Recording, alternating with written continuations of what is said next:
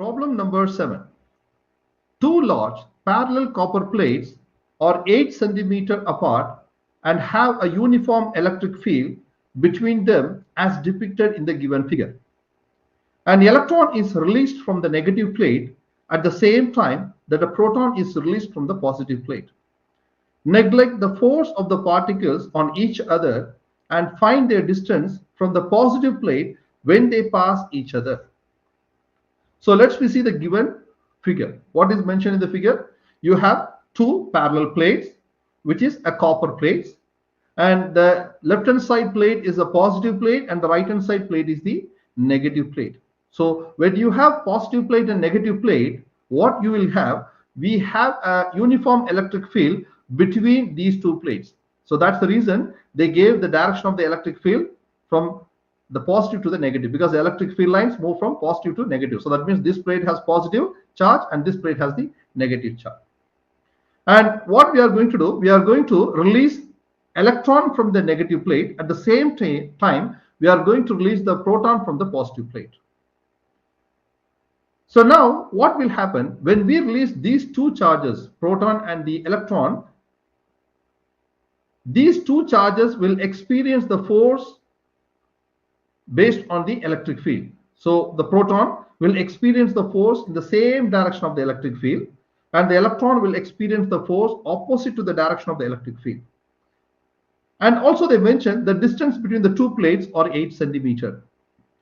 Now when they are starting, for example, you can see the positive charge move from positive plate and it is moving towards the negative, and the negative charge, which is the electron, move from negative plate to the positive plate. So what will happen, both are released at the same time. So what will happen, at the midpoint they will exactly travel at the same time.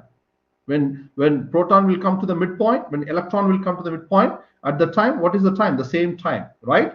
So now what we are going to do, we are going to find what is the distance from the positive plate when they pass each other. So when both charges meet at exact time in the midpoint of the two plates, what is the distance from the positive plates? Clear? So that means we have to redraw this again. So here I draw this diagram. So we have the positive charge.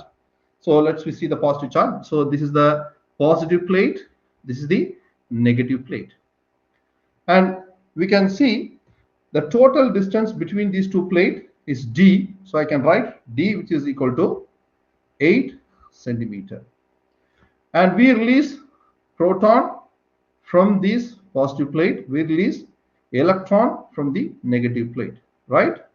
And the proton will move towards the direction of the electric field, and then electron will move to opposite to the direction of the electric field. So when it will reach the midpoint, so what will happen, proton as well as the electron will exactly meet at the same time, right? But the direction will be here and the direction will be that side. The positive charge will be moved to the right side of this, and then negative charge. So better I can write, this is the proton positive, this is the electron. Clear? Now what I'm going to do, I'm going to, because we have to find what is the distance from the positive plates when they pass each other.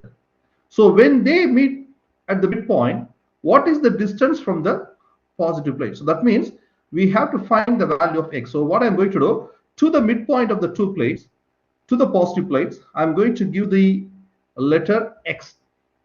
Clear? So once we know this is x, what is this distance? This distance is nothing but d minus x. Am I right? Because the total distance between the two plates are d. So once you know the from the midpoint to the positive plate, if it is x, so what is this distance? This distance is nothing but d minus x. Clear? Now by using this, we are going to find what is the value of x from the positive plate. Clear? So now we have to write something. Actually this question is quite lengthy, but it's interesting. Let's write the force experienced by the proton as well as electron. So force experienced by the proton. So I can write proton here, I can write electron here. Simultaneously we have to work out the equation.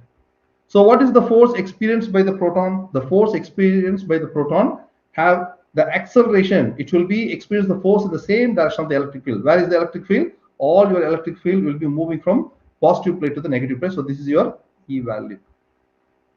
Clear? So it will be start from positive charge, it will be end to the negative charge. And we know the equation F, which is equal to Q multiplied by E. Q stands for proton here. And likewise, I have to write the same relation for the electron. F, which is equal to, or in place of Q, I can use the letter E. E for the proton. So E multiplied by E. Clear? And then for the electron, F, which is equal to, same equation. This is the charge, so electron has a negative charge, so I have to put negative. Either you can use this Q or E, that's up to you. Here I'm going to use the letter for the charge with letter E. Now we can just mention this is the force experienced by the proton, this is the force experienced by the electron.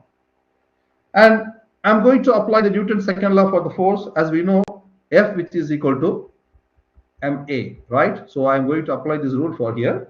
So therefore, mass of the proton multiplied by the acceleration of the proton, which is equal to the charge of the proton multiplied by electric field.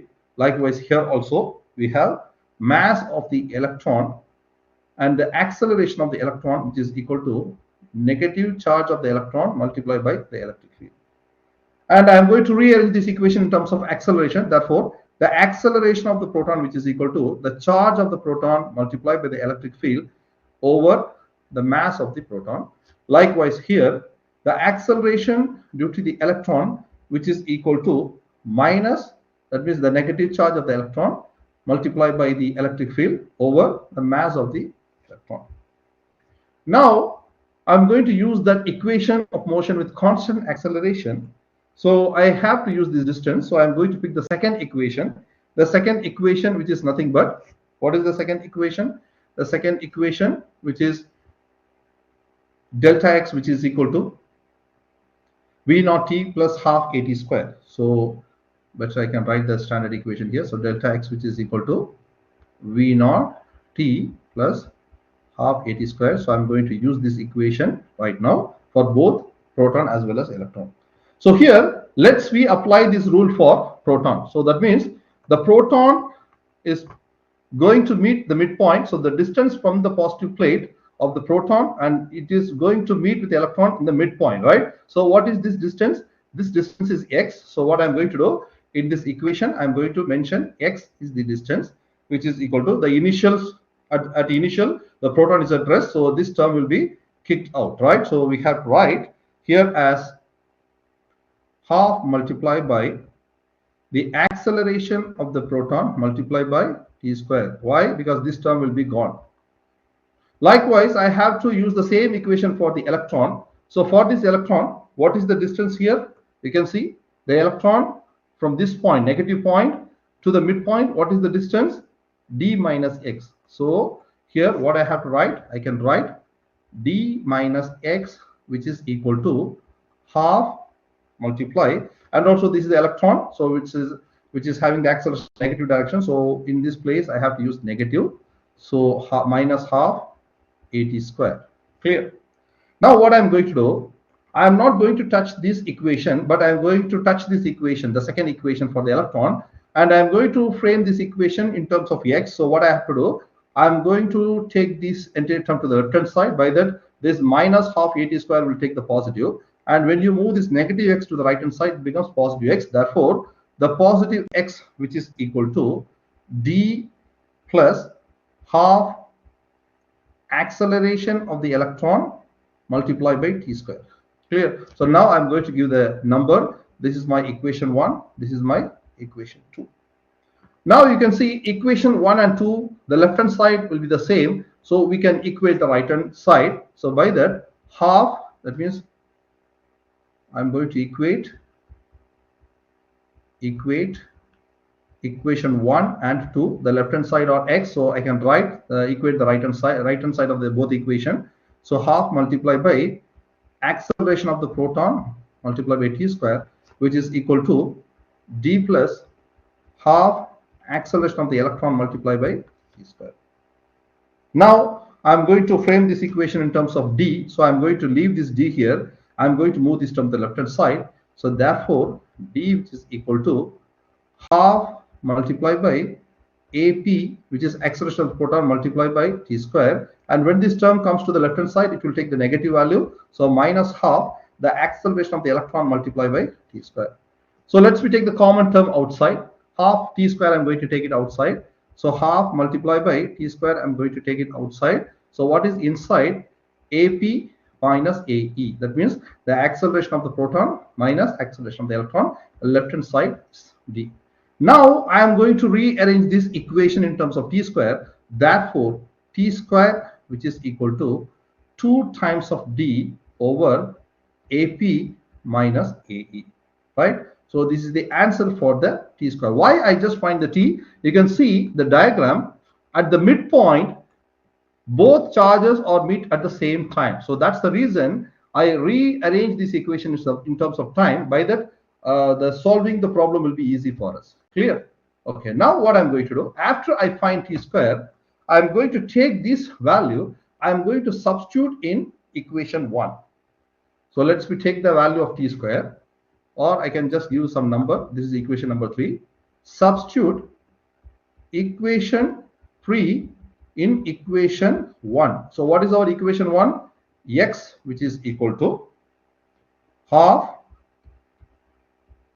acceleration of the proton multiplied by t square. So what I'm going to do, I'm going to take this t square, I'm going to substitute. So this is our equation 1. So take this equation, substitute in place of t square. So now the equation will take the new form. So x, which is equal to half multiplied by AP. So in place of t square, I have to substitute this value. Okay. So what you will get?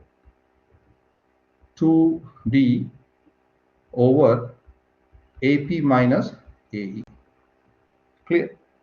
Now what I'm going to do, we have the value of acceleration of the proton and the acceleration of the electron in the starting point. You can see here we have the acceleration of the proton and the acceleration of the electron here. So I'm going to take this equation, I'm going to substitute here.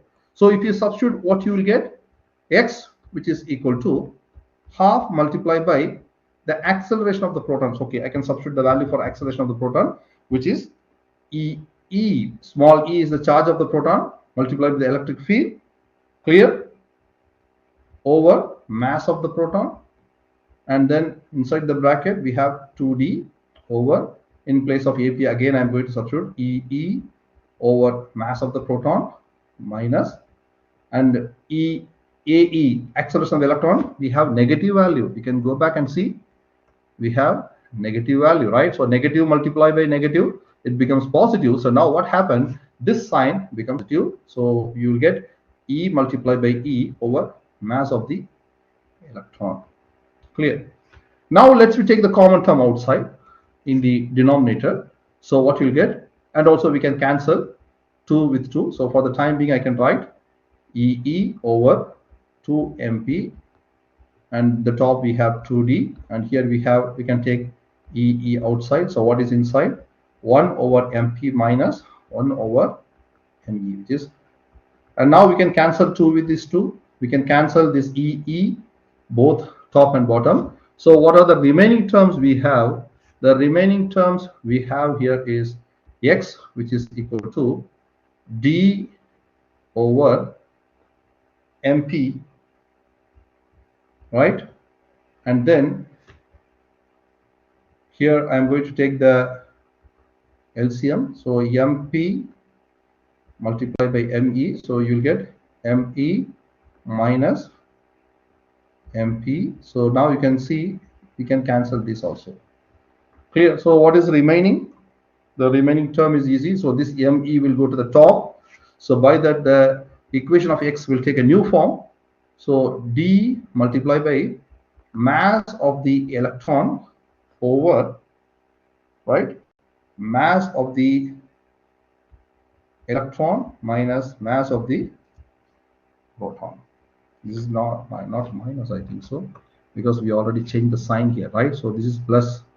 Sorry for that. So this is also plus. So here also it is plus. Clear? Now we have all the values. D, which is the distance between the two plates, which is D equal to 8 centimeter, right? and the mass of the proton, which is 1.67 multiply 10 to the power of minus 27 kilogram, which is a constant, and mass of the electron, which is 9.11 multiply 10 to the power of minus 31 kilogram. I'm going to substitute all these values. So let's see what we will get. So here the d value is 8 centimeters, so I have to convert in terms of meters. So 8 multiply 10 to the power of minus 2 multiplied by electron mass, which is 9.11 multiplied 10 to the power of minus 31 over 9.11 multiplied 10 to the power of minus 31 plus 1.67 multiplied 10 to the power of minus 27. So let's see what is the answer. So here 8 multiplied 10 to the power of minus 2 multiplied by 9.11 10 to the power of minus 31 over 9.11 10 to the power of minus 31 plus 1.67 10 to the power of minus 27. So I got the answer here as 4.36 multiply 10 to the power of minus 5 meter. So if you want to write this value in terms of micro, you can place this dot to the right side of the 3. By that we can increase, but better we can leave as it is. So this is the answer. So this is the distance from the positive plate. So you can go back to the diagram now. You can see here the distance. You can see this diagram, the distance from the positive plate. So what they ask you to find the distance from the positive plates when they pass each other. So when it comes to the midpoint, both will exactly meet at the same time. So we have to find the distance from the positive plate when they pass each other. So that means the value of x here is 4.36 multiplied 10 to the power of minus 5 meters. So this is the answer. So the value of x here is 4. So that is our last answer. So we already got the answer here. So here the problem is quite lengthy, but you should be very careful. If you did any mistake in the steps, then the final answer will be wrong. So this is the final answer for this question. That's it. Thank you.